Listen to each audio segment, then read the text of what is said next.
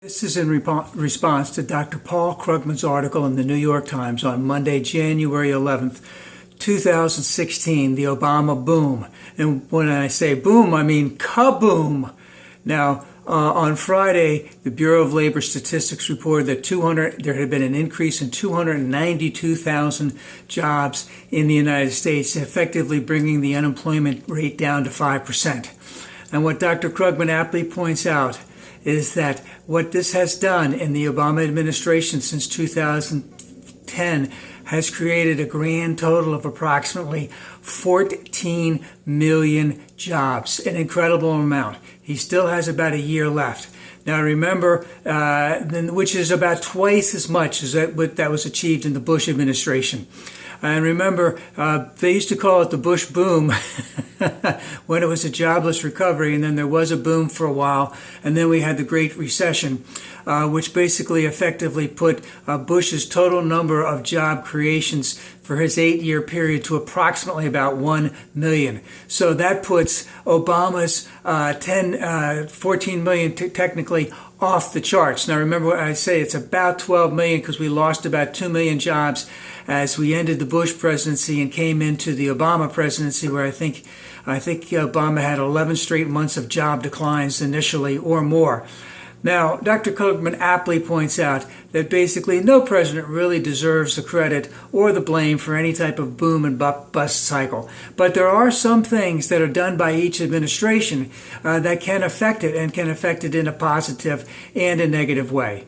And Dr. Krugman points out that there were a number of things that Republicans were screaming, yelling, having an incredible temper tantrum about, which was number one was the Dodd-Frank, which increased regulations on businesses. We were told that it would be a job killer, it would cutthroat companies, their finances would be all screwed up, and they wouldn't be able to create jobs. The same was also true if we increased taxes on the rich, and Obama let some of the Bush tax era declines expire, so they went back up. It was a little bit of a stink back then, not that much. And also the Affordable Care Act, which they said was going to be a job killer, which the House Republicans, the House and Senate voted to discontinue funding for just the other day. Of course, Obama vetoed it, and at the same time, they say they are going to have a replacement for it, which they've said for the last 6 years, and they've never had a replacement for it. So we have a couple of things: the Dodd-Frank, increasing taxes on the rich, and the Affordable Care Act. And remember, there were other things about the deficit was going to be so great that we would that was going to kill the jobs, would strangle any type of job increases. So all of this were supposed to be huge and incredible job killers.